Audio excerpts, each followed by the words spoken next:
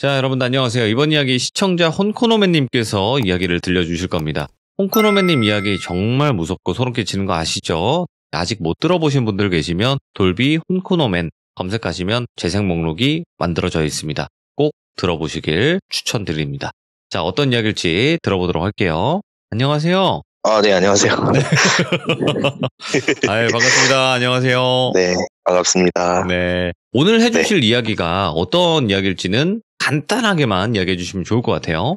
오늘 들려드릴 이야기는 저와 제 동생이 둘이서 겪은 귀신에 시달린 이야기를 해드릴 건데, 오늘 사연을 한마디로 표현을 해본다면 당시에 저와 동생이 귀신에 시달린 이야기의 완결판이라고 정의를 그냥 내릴 수 있을 것 같아요. 오, 그치. 동생분과 홍코노맨님께서 겪으신 이야기가 정말 소름 끼치거든요. 정말 일반적이지도 않았고, 그래서 오늘은 어떤 걸 또 겪으셨을지 바로 한번 들어보도록 하겠습니다. 렛츠가! 길이십니다. 홍코노맨님입니다.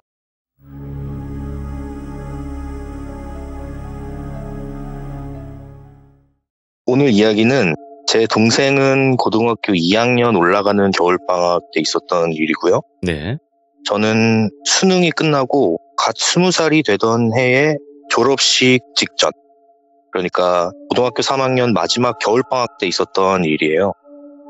사실상 제가 대학교를 입학하면서 기숙사 생활을 하기 전에 그 2층 집에서 겪었던 일을 오늘 말씀을 드리도록 하겠습니다. 당시 저의 상태는 제 사연을 좀 들어보신 분들이라면 아마 아실 거예요. 제가 트라우마 얘기를 항상 해왔었는데 그 막바지에는 제가 귀신에 대한 트라우마가 너무 깊어질 대로 깊어졌고 기이한 일들을 계속해서 겪어오면서 이미 심신이 굉장히 지칠 대로 지쳐있는 상태였어요. 트라우마로 인해서 생겨난 안 좋은 버릇들이 이제는 몸에 거의 완전히 배어 있었고 이게 한두 번이면 모르겠는데 하루에도 밥 먹듯이 시도 때도 없이 계속 겪게 되다 보니까 그 기이한 일들 자체가 어느새 저의 일상이 돼버렸어요. 그래도 지금은 괜찮아졌으니까 이렇게 남의 일인 것 마냥 쉽게 말씀드릴 수가 있는데 당시에 저는 정말 하루하루를 긴장 속에서 살아야만 하던 심리적으로 굉장히 불안한 상태에 있었어요. 네. 그렇다고 저는 무속신앙이나 그런 것들에 의지하고 싶은 생각도 없었고요. 그게 해결책 중에 하나라고 생각을 해보지도 못했고 누군가에게 지금 내가 처한 모든 것을 오픈하고 싶다는 생각마저 아예 들지 않게 됐어요. 그냥 이게 내 팔자니까 그러다 보면 어느 순간 괜찮아지겠지. 이런 생각만 늘 하면서 마음의 문이 닫혀진 상태에서 지내던 상태였고 네. 제가 개인적으로 무서웠던 그 순간순간은 제가 전혀 생각지도 못하던 뜬금없는 포인트에서 갑자기 툭 튀어나와서 저를 당황시키게 만든다는 점이었어요. 다시 말해서 그냥 저의 일상생활에 자연스럽게 모습이 보인다는 게 잠깐이라도 하루하루를 마음을 놓지 못하게 만들더라고요. 그래서 항상 주변을 살펴보면서 눈치를 보거나 다리를 떤다던가 손톱을 물어뜯는다던가 하는 행동들을 무의식적으로 하게 되면서 제가 하루하루를 긴장 속에서 보내야만 했습니다. 네. 아무튼 저는 그렇게 수능이 끝나고 나서 겨울방학이 시작이 됐고 20살이 되던 2010년 제가 그동안 해보지 못했던 거를 하나하나씩 해보기 시작을 했어요. 당시 저희 고등학교는 두발의 규제도 심했기 때문에 머리도 마음대로 기를 수가 없었어서 파마랑 염색을 방학 기간에 했고요. 그리고 또 성인이 됐으니까 친구들과 당당히 민증을 가져가서 술자리에도 한번 가보고 지금도 후회하고 있는 흡연도 그때부터 시작을 하게 됐어요. 어색하지만 성인이 할 수 있는 것들을 하나하나 따라해보기 시작했던 거죠. 그렇게 졸업식 때까지 시간을 그냥저냥 보내고 있던 어느 날 제가 친구들과 4명이서 시내로 나간 적이 한 번 있었어요. 시내 오랜만에 듣네요. 예. 저희는 지방이다 보니까요. 네네. 제가 원래는 뿔테 안경을 학창시절 내내 끼고 다녔었는데 안경이 실증 나기도 했고 안경이 불편하기도 하니까 렌즈를 하나 맞춰보려고 안경 가게로 가게 됐어요. 예. 근데 보통 안경을 맞추던 렌즈를 맞추던 우선 시력 검사를 먼저 하게 되잖아요. 네, 그렇죠. 게다가 오랫동안 같은 안경을 껴왔다 보니까 제대로 현재 저의 시력이 어떤지를 잘 알 수가 없었어서 검사를 한 후에 현재 시력에 맞춰서 알맞게 렌즈를 구매해야만 했어요. 일단 친구들은 밖에서 기다리고 저 혼자 검사실에 들어가서 검사를 하게 됩니다. 처음에는 뭐 빨간색, 초록색 중에 뭐가 더 진하게 보이냐, 어디가 더 선명하냐 이런 식의 검사를 했어요. 그러고 나서 그 다음 검사는 크기별로 글씨를 하나하나씩 찍어주셔서 대답하는 그 검사 있잖아요. 있죠. 그렇게 측정하는 검사였는데 직원분이 자, 요거 한번 읽어보시겠어요? 4, 7 뭐 이런 식으로 그 다음 또 찍어주셨는데 이번에는 한글이었어요. 네. 죽? 그 직원분이 약간 당황하셨는지 저에게 또 물어보셨어요. 네. 예? 다시요? 죽인 것 같은데요? 제가 그랬더니 그럼 이 글씨도 한번 읽어보시겠어요? 또 다른 걸 찝어주셨는데 같은데요? 뭐야? 예? 어요. 그랬더니 직원분이 갑자기 검사를 멈추시는 거예요. 그래서 잠시만요. 저 손님 안 보이시면 안 보인다고 그냥 말씀을 하세요. 아니 전혀 다르게 말씀하시는데 되게 불쾌하네요. 장난하는 것도 아니고 저한테 정색을 하면서 뭐라 하시는 거예요. 예. 제가 그래서 예?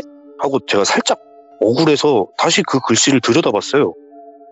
근데 전혀 다른 글씨인 거예요. 저도 황당하니까 일단 그 직원분한테 먼저 사과를 드렸어요. 예. 죄송합니다. 제가 잘못 본 것 같아요. 너무 죄송합니다. 근데도 그 직원분은 제가 사과를 했던 말던 이미 되게 기분이 나쁘셨나 봐요. 아이고.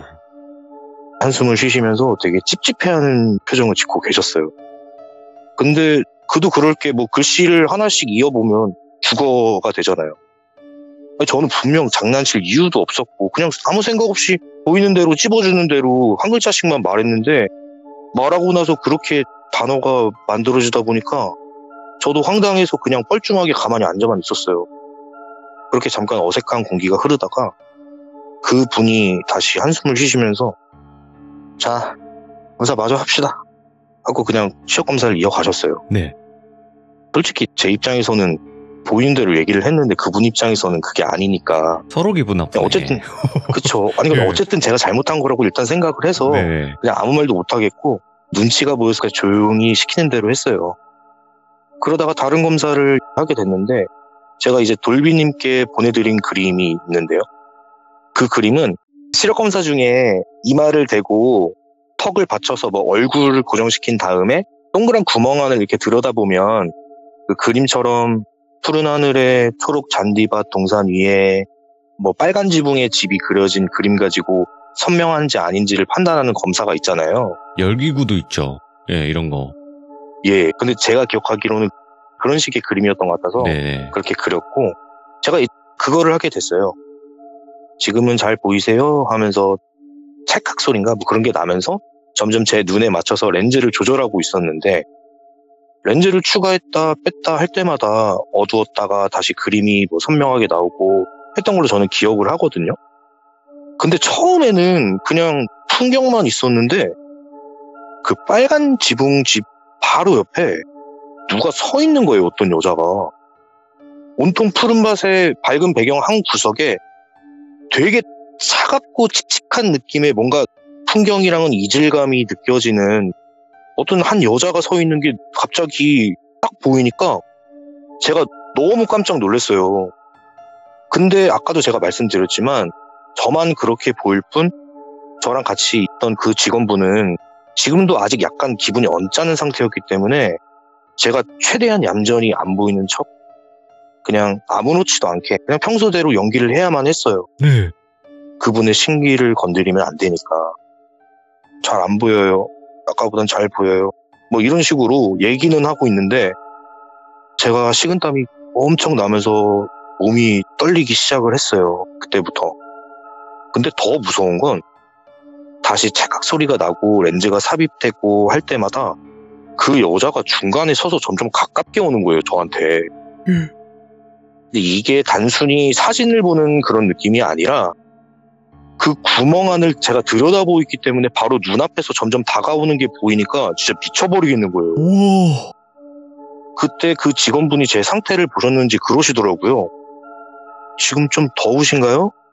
땀을 많이 흘리시는데 어디가 좀 불편하세요? 아닙니다. 괜찮습니다. 하고 제가 잠깐 머리를 좀 떼고 심호흡을 좀 크게 하고 다시 들여다봤어요. 근데 들여다봤는데 배경은 하나도 안 보이고 그냥 온통 새까맣게 어두워서 하나도 안 보이는 거예요. 그래서 제가 직원분한테 안 보이는데요? 그랬더니 그러세요? 잠시만요. 하더니 찰칵 소리가 나고 진짜 바로 앞에 눈동자 하나가 아주 바짝 붙어서 눈을 탁 치켜뜨고 쳐다보고 있는 거예요, 저를. 눈 하나가 크게 바로 눈앞에서요. 그 여자가 렌즈에 바짝 붙어서 저랑 마주보고 있는 거예요. 제가 거기서 너무 놀라서 악 소리가 나는 걸 진짜 겨우 참고 입을 손으로 틀어막고 푹 하고 소리가 나오는 걸 억지로 틀어막았어요. 우와. 그러고 제가 도저히 못 들여다보겠어서 직원분한테 저 잘 보여요. 저 이 정도면 될 것 같아요. 그렇게 대충 말씀드리고 그냥 거기서 황급히 검사를 마무리 지었어요. 예. 그러고 검사실을 나왔는데 밖에서 저를 기다리는 친구가 야, 검사 받는데 그렇게까지 땀을 흘리냐? 그러더라고요. 제가 겉으로도 진짜 티가 많이 났나 봐요. 아무튼 친구들이랑 조금 기다렸다가 렌즈를 받고 그대로 나왔어요. 안경점을 나왔는데 뭐 눈을 감든 뜨든 그 눈의 잔상이 계속 머릿속에 아른아른거리는 거예요.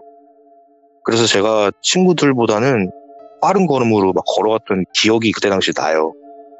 그렇게 10분 정도를 걸어서 제가 약간 괜찮아지면서 잔상이 좀 사라질 즈음에 저희가 그 다음으로 도착한 곳은 주얼리샵이었어요. 네.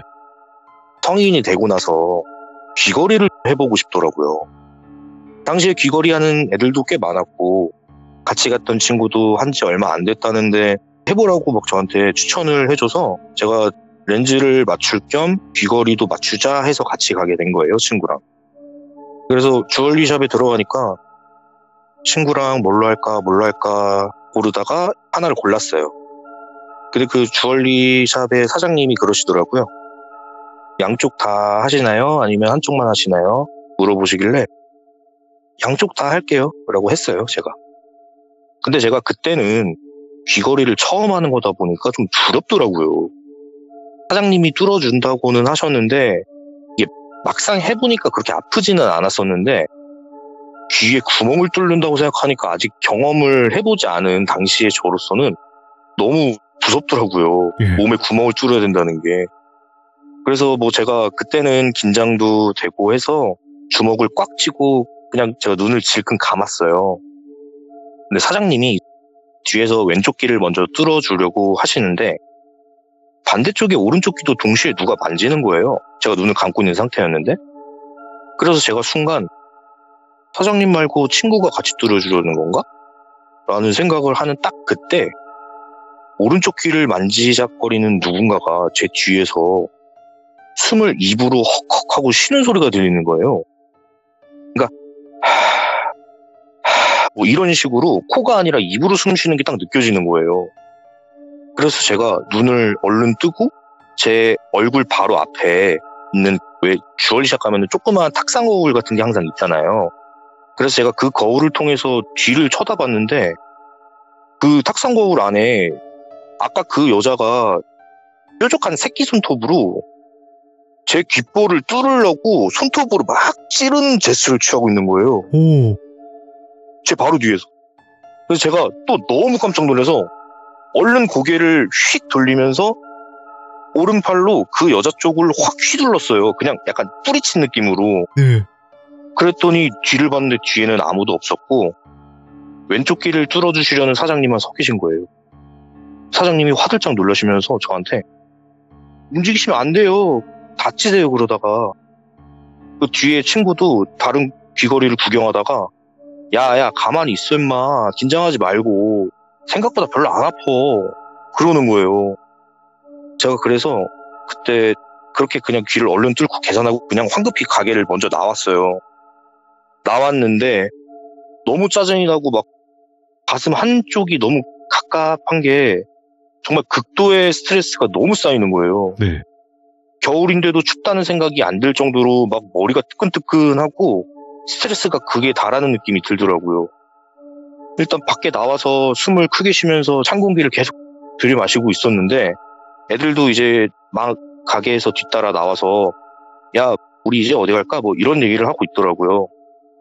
제가 그래서 야, 노래방 가자. 나 노래방 가고 싶어. 소리라도 막 지르고 스트레스를 풀고 싶은 거예요. 제가 좀 강력하게 밀어붙였어요. 노래방으로 가자고. 그래서 알았어.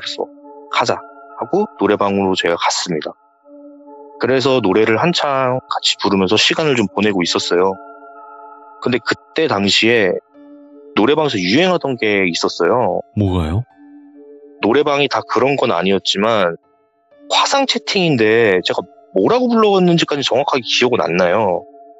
친구들이 다른 노래방에서 노래 부르는 사람들 방에 노래방 모니터 화면으로 들어가서 거기서 노래방 리모컨으로 뭐 채팅하고 노는 게 유행하던 시절이 있었는데 오. 그거를 하게 된 거예요. 아, 그러니까 뭔가 네. 헌팅 그런 거를 하게 하려고? 헌팅, 뭐 그런 목적도 있기는 했지만 네. 그냥 다른 방에 약간 CCTV 느낌이라고 해야 되나? 근데 그게 뭐 몰래 들어가는 건 아니고요.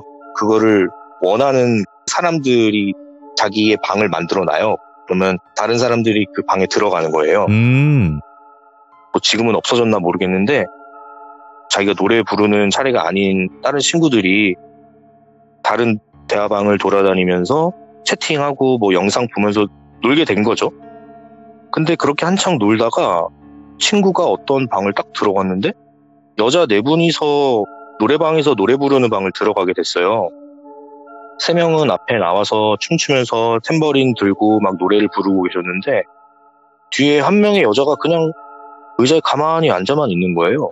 그래서 아, 그런가 보다 하고 넘기려는데 다시 자세히 보니까 그 앉아있는 여자가 제가 아까 그 흰옷에 머리 긴 여자 귀신 그 여잔 거예요. 이게 그때 당시 화질은 지금처럼 깨끗하지는 못해서 되게 좀 흐릿흐릿하면서 렉도 걸리고 화면도 끊기고 했었는데 머리를 푹 숙이고 혼자 가만히 앉아있는 게 영락없는 그 여잔 거예요. 제가 그래서 친구가 들고 있는 리모컨을 얼른 뺏어서 그 채팅방을 급하게 막 나갔어요. 눌러서. 근데 제가 리모컨을 급하게 뺏으면서 저희 노래방 안에 전체 화면으로 나타내주는 걸 제가 눌렀나 봐요. 저도 모르게. 그래서 그 노래방 모니터 화면에 저희 방이 전체 화면으로 딱 잡혔는데 그 화면에서 애들은 노래하고 있고 정말 리모컨을 들고 있는 제 바로 옆에 그 화면에서요. 제 얼굴에 코가 닿을 만큼 그 여자가 딱 달라붙어서 차렷 자세로 저를 뚫어지게 쳐다보고 있는 거예요. 그 영상 화면에서. 화질이 안 좋으니까 그 흐릿흐릿하게 보이는 게 왠지 모르게 더 무서운 거예요. 제가 거기서 그동안 참아왔던 소리를 마이크에 대고 꽥 질렀어요. 그리고 소름이 너무 끼치니까 제가 그 자리에서 발을 막 동동동동 구르면서 얼굴이랑 몸을 막 털었어요, 세게. 막 소리를 지르면서. 속된 말로 미친놈처럼요. 네. 그래서 애들이 야, 너 왜 그래? 애들이 제가 갑자기 소리를 지르니까 미친놈 하면서 저를 의아하게 쳐다봤어요. 제가 그래서 도저히 안 되겠다 싶어서 노래를 끊고 그 자리에서 애들한테 물어봤어요. 야, 너네는 귀신 본 적 있냐? 뭐? 갑자기 웬 귀신? 넌 본 적 없는데? 난 그런 거 안 믿어. 다들 이런 반응이었어요. 그래서 제가 혹시 만약에 귀신을 보거나 지금도 계속 귀신이 따라다닌다면 너네는 어떻게 할 거야? 라고 제가 다시 물어봤어요. 네. 못 본 척 하겠지.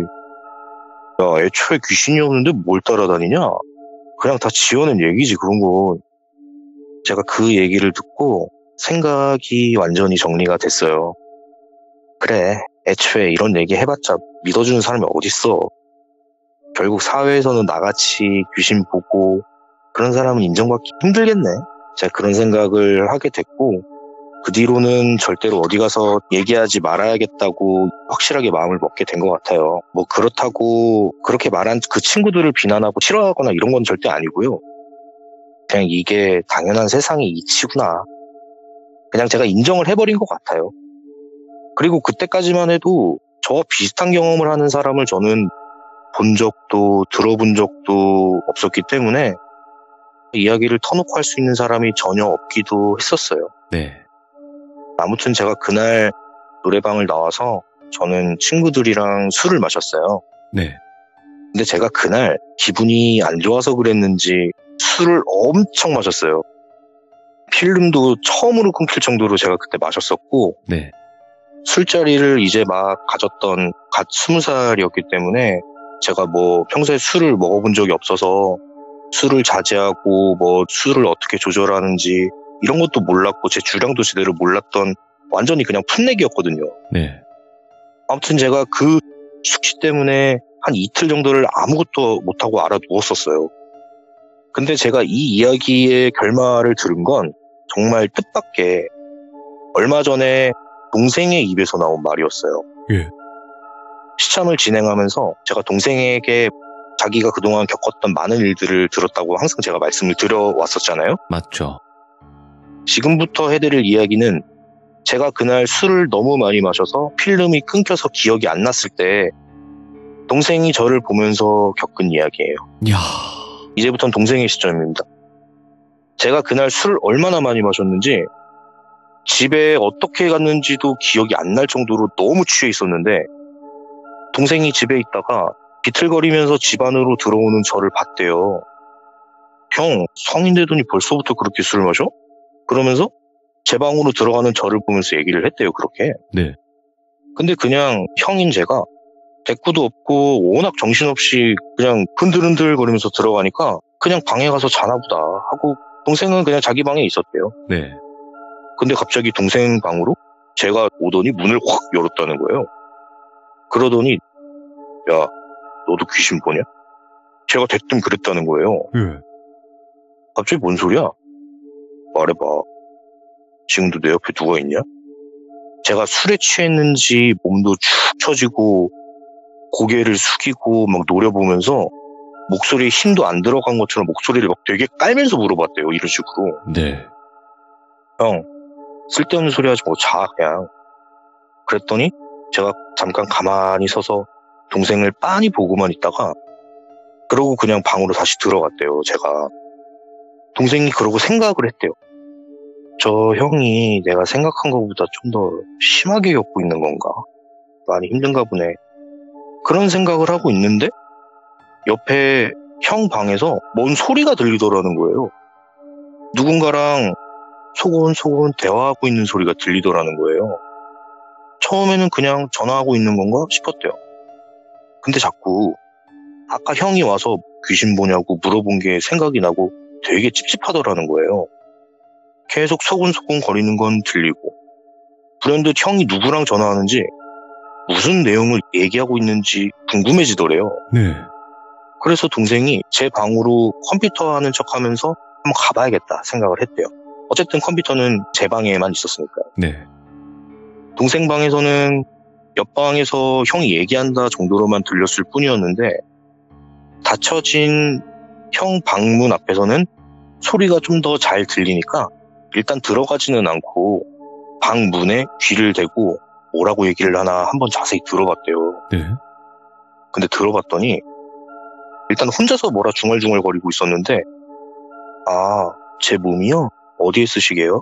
그러면 저는 어떻게 하면 될까요? 들어오라고요? 그러고 나면요? 이러더라는 거예요. 그래서 동생이 황급히 문을 벌컥 열었는데 정말 충격적인 장면이었대요. 제가 불이 싹 꺼진 방 안에서 그 노래방으로 쓰이는 미닫이 문 있죠? 제가 그 사진을 예전에 보여드렸었는데 그 닫혀진 미닫이 문 앞에 무릎을 꿇고 앉아서 전화를 하고 있는 것도 아니었고 그 문에 제가 귀를 바짝 대고 그 노래방 안에 있는 누군가랑 대화를 하고 있더라는 거예요. 혼자서 그 불 꺼진 방에서요. 그래서 동생이 바로 형! 하고 뛰어와서 저를 옆으로 얼른 밀쳐서 넘어뜨렸어요. 그리고 바로 노래방 미닫이 문을 벌컥 열었는데 아무도 없는 거예요. 옆에서 형은, 그러니까 저는 넘어진 상태로 막 정신을 못 차리고 거리고 있었대요. 근데 그 순간 뒤에서 무슨 일이야? 뒤를 돌아보니까 엄마가 형 방문 앞에 서 계셨대요. 예. 그래서 아니 형 오늘 술 엄청 마셨나 봐 하고 엄마한테 뒤돌아서 얘기를 하는데 갑자기 그 노래방 그 미닫이 문이 쾅 닫힌 거예요. 그래서 얼른 다시 돌아보니까 제가 노래방 안으로 들어가서 문을 쾅 닫아버렸다는 거예요, 안에서. 예. 그래서 형 하고 문을 얼른 열려고 하는데 이게 뭐에 걸렸나 싶을 정도로 삐걱삐걱대고 잘 안 열리더래요. 그래서 힘을 주려고 하는데 안에서 노래방 기계가 켜지는 소리가 들리더래요. 그러고 안에서 제가 마이크 소리를 체크하는 소리가 들렸대요. 동생이 문을 막 힘을 줘서 얼굴 하나 들어갈 정도의 틈까지 막 힘을 줘서 겨우 열었어요. 근데 문을 그 정도로 열자마자 자기 바로 앞에 어떤 남자랑 얼굴이 딱 마주친 거예요. 그 남자는 더 이상 문을 못 열게 양손으로 문을 꽉 잡고 버티고 있었고 자기랑 눈높이를 맞춰서 눈앞에서 동생이랑 딱 눈이 마주쳤어요. 예. 동생도 한번 봤던 남자예요. 그 남자 귀신이었어요. 그 빨간 립스틱 와. 남자 귀신. 토마스 친구들의 그 눈에 광대뼈가 유난히 튀어나온 그 대머리 남자. 네. 동생이 바로 코앞에서 마주치니까 자기도 놀라서 억 하고 뒤로 엉덩방아를 치면서 넘어졌대요. 딱 넘어지고 그 남자는 문에서 다시 옆으로 스르르륵 하고 사라지더래요. 그 동생이 넘어져 있는 상태로 뒤를 얼른 돌아보면서 엄마 형 좀 도와줘 빨리. 근데 뒤에 또 엄마 없어진 거예요. 그래서 뭐야 엄마 어디 갔어? 근데 지금 일단 그거보다 더 중요한 거는 일단 형이 노래방 안에 귀신이랑 같이 있다라는 거잖아요. 그래서 막 다시 뛰어가서 다시 문을 열었어요. 드디어 문을 확 열었는데 그 남자는 없고 저만 혼자 마이크만 들고 노래방 화면만 가만히 뚫어지게 쳐다보고 있더래요. 그래서 아 형 빨리 나와. 그래서 저를 막 끌고 데리고 나오고 노래방 기계 얼른 끄고 문까지 다 닫고 나왔어요. 그래서 저를 일단 침대에 눕히고 일어났는데 순간 소름이 확 끼치는 거예요, 동생이. 아까 분명히 엄마를 봤잖아요. 생각이 난 거예요, 얘가. 그날은 엄마 아빠가 주말에 지인들이랑 1박 2일 펜션을 가셔서 와. 내일 점심은 지나야 집으로 돌아온다고 하셨던 날인 거예요. 예. 그러니까 제가 집에 들어오기 전까지는 그 집의 동생은 계속 혼자만 있었던 거예요. 여태까지 계속. 동생이 거기서 가만히 서서 몸을 못 움직이겠더래요. 소름이 끼치니까. 그나마 같이 있는 형이라는 애는 술 취해서 옆에서 막 자고 있지. 집에 자기밖에 없다고 생각이 드니까 갑자기 확 무서워진 거예요, 얘가. 그대로 제 방에서 방문 쪽으로 몸을 향해서 가만히 동생이 서 있었는데 제 방에서는 바깥에 현관문 쪽이 보여요. 그 현관문은 저희 집이 울퉁불퉁한 불투명 유리가 되어 있었어요. 네. 동생이 그쪽을 무심코 바라보면서 벙쪄서 가만히 서 있는데 현관문 그 유리에 누가 머리 위쪽에 이마만 보이는 정도의 높이로 현관문 쪽을 쓱 지나가더라는 거예요. 그 유리로 봤을 때 이마까지만 나오는 거면 키가 되게 작은 사람이었겠죠? 동생이 그래서 거기 가만히 서서 엄마? 엄마예요? 왔다 갔다 왔다 갔다 하더라는 거예요, 계속. 동생이 다시 말했대요. 엄마 아니지? 누구야 너? 왔다 갔다 왔다 갔다 탁 멈추더래요, 창문에서. 그러더니 천천히 창문에서 얼굴이 점점 올라오는 거예요. 동생이 생각을 했대요. 저 여자 원래 키가 작은 게 아니라 허리를 굽히고 있었던 거구나. 나 안 보이게 숨어 있으려고. 불투명 유리다 보니까 이목구비가 뚜렷하고 선명하지는 않았지만 모자이크 처리가 된 것처럼 그 여자가 똑바로 창문을 통해서 안을 들여다보고 있었대요. 근데 밖에서 그 여자가 손톱으로 창문을 톡톡톡 두드리더래요. 예. 그러더니 그 밖에서 톡톡톡 안녕하세요. 누구세요? 톡톡톡 안녕하세요. 누구시냐고요? 톡톡톡 문 좀 열어보세요. 아니 누구시냐고요? 톡톡톡 안녕하세요. 문 좀 열어보세요. 톡톡톡톡 문 좀 열어보세요. 너 사람 아니지? 제가 오늘 꼭 가져갈 게 있어서 그러는데 문 좀 열어보세요. 톡톡톡톡 문 좀 열어보세요. 문 좀 열어보세요. 그래서 제 동생이 아니 내가 당신이 누군지 알고 문을 열어. 문 부셔버린다? 그러니까 계속 그 창문에 미동도 없이 가만히 서서 협박을 하더라는 거예요. 그래서 동생이 아니 뭐 가져가려고 그러는데요? 아, 뭘 찾는데요? 그랬대요. 몸. 사람 몸. 뭔 개소리야. 내가 네가 누군지 알고 너한테 몸을 줘. 딴 데로 가자. 뭐 이런 식으로 욕을 하면서 소리를 질렀대요. 소리를 딱 질렀는데 그 여자가 이상하네? 형이 아니잖아? 그러더라는 거예요.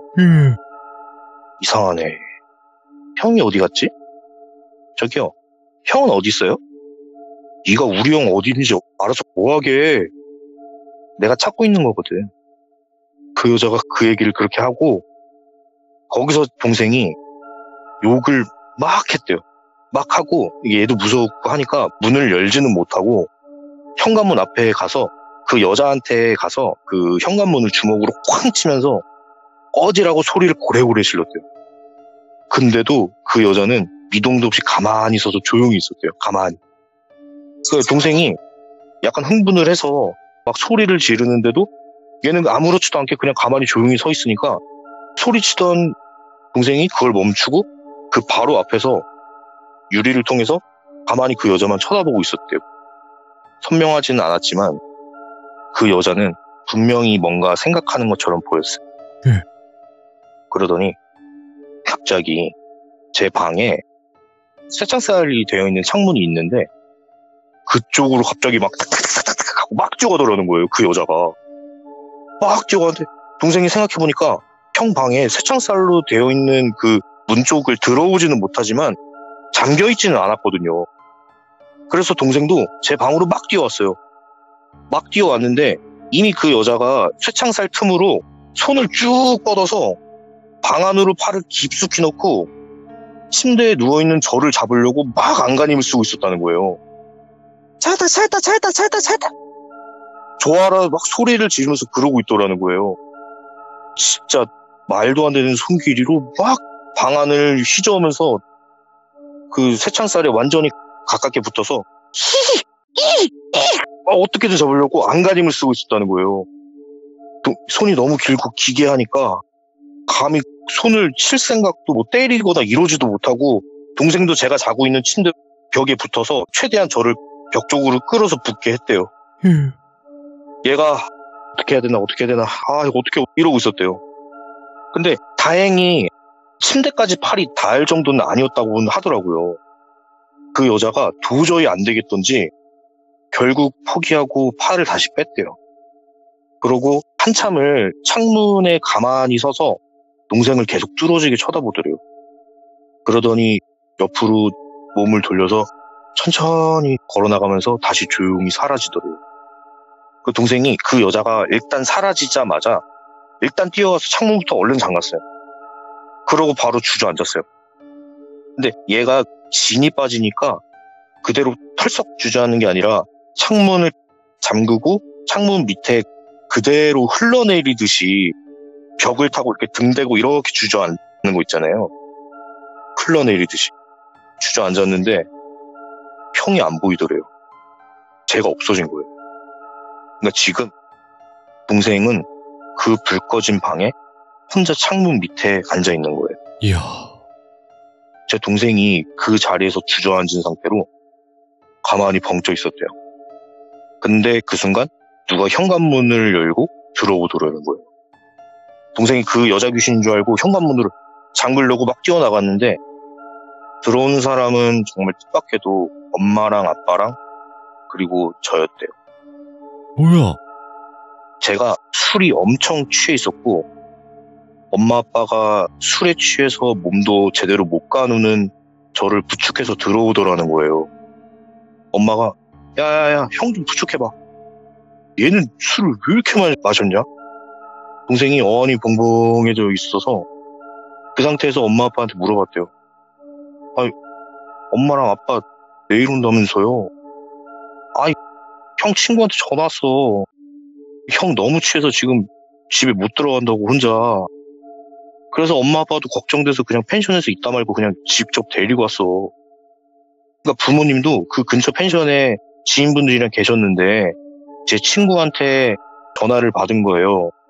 그리고 그냥 펜션에서 안 주무시고 일단은 아들이 술에 취해 있다고 그렇게 전화를 받으니까 그냥 저를 부축해서 오신 거예요. 펜션에서 안 주무시고.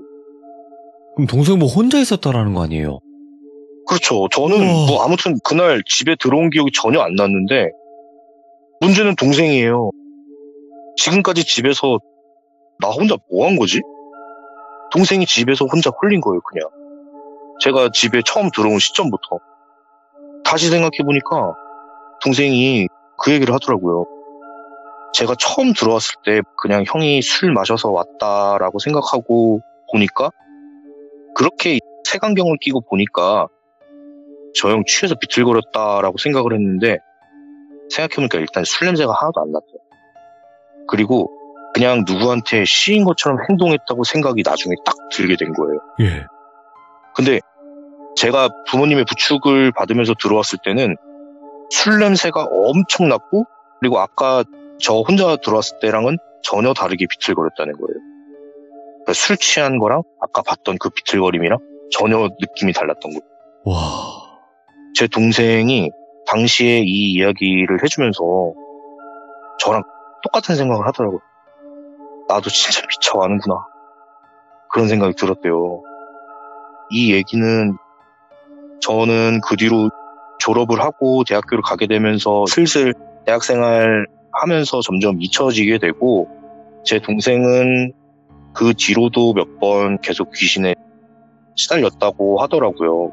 그 사연은 제가 그동안에 시참에 가끔 말씀드렸던 제 동생의 에피소드 가운데 있을 거고요. 아무튼 제가 동생한테 이런 얘기를 듣고 서로의 당시 상황을 공유하고 보니까 그때 당시에 제가 잘못 생각한 게 하나 있다는 걸 알게 됐어요. 네. 제가 뭐 아까 사회에서는 아무도 공감 안 해준다, 마음의 문을 닫아버렸다 뭐 이런 얘기를 언급했었는데 공감해 줄 수 있는 사람이 사실은 가족이었더라고요. 맞죠. 예. 네. 그래 멀리 있지도 않았고 진짜 굳이 찾을 그러네. 필요도 없었는데 차라리 그냥 솔직하게 얘기했으면 어땠을까라는 후회가 지금도 너무 됐어요. 동생도 뭐 마찬가지로 자기는 그래도 친구들한테 가끔 솔직하게 얘기는 했었지만 그래도 진심으로 걱정해주거나 하는 사람을 만나기는 정말 쉽지 않기는 맞아요. 하다라고 네, 말을 하더라고요. 그게 맞는 거예요. 예, 맞아요. 아무튼 시참을 통해서 뭐 비록 이야기 자체는 제가 여기서 기이하고 무섭고 귀신에 시달리는 그런 힘든 이야기, 좀 전반적으로 무거운 이야기를 하기는 했지만 네. 어떻게 좀 아이러니하게도 이걸 통해서 제가 동생이랑 공감대가 형성이 되면서 그때 그 어색하고 무뚝뚝하기만 했던 저희 학창 시절보다는 지금이 훨씬 더 좋아졌더라고요. 그나마 형제가 있다는 게 어디예요? 그걸 이해할 수 있는. 그렇죠. 이제는 너무 좋더라고요. 근데 정말 무서우셨겠다, 그 당시에. 예, 좀 힘들었어요. 그쵸? 진짜 제 동생도 너무 힘들었대요.